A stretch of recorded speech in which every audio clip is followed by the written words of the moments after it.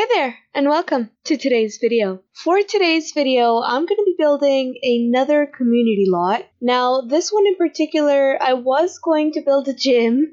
I think it's been 3 or 4 videos in a row now that I've mentioned that I'm going to build a gym. But as I was looking at Newcrest, I realized that there's clearly no public lots in particular, so there's no parks or anything. But I realized that there isn't many places to fish, and obviously there's not a park already built. So along with that, I noticed that there weren't any public bathrooms. Which again, it's not something that would be the biggest deal. Your Sims can just go basically anywhere as long as it's not another Sim's house and use that toilet. But along the right hand side of the lots that are available to build in Newcrest, there is one in particular that has some barbecues and a couple benches at the back already there. So I figured why not make a park in front of it and try to connect both places, add a place where your Sims can fish and add a public toilet. That was basically the whole thing that inspired today's build, and I actually based it off of the parks that I've seen that have ponds.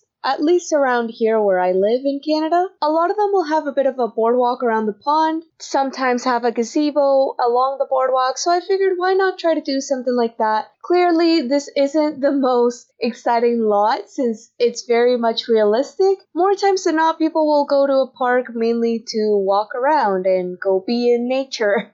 So I figured why not take that and put it into The Sims instead of just looking at what the requirements were. Originally, since there is an area right behind where I was placing this lot that does have the benches and the barbecues, I wasn't going to even bother putting any of that on the lot. But it is required to have a table either way, whether I list this as a park or as a national park, so I figured why not make a little bit of an area for that. Granted, today's video isn't as long as you probably already saw on the timestamp, but most of it was just placing trees here and there, so I did cut out quite a bit of my struggle trying to place stuff without having it pop up the whole time. Speaking of which, I think there might actually be a bit of a glitch with terrain paints right now. I was trying to place terrain paints, whether it was around a tree, not even anywhere near the platform, and I kid you not, it kept bouncing back and forth so much that I was wondering myself if I was moving the mouse more than I should have. Regardless, I was able to get a bit of the terrain paint here and there, which again is just to give the lot a bit more life. It's nothing that's actually required, especially since I didn't want to just put bricks or anything like that all over the place. I wanted this to really be like, oh, there's dirt paths from people that have been walking back and forth here. And while the pond does look like a bit of a mess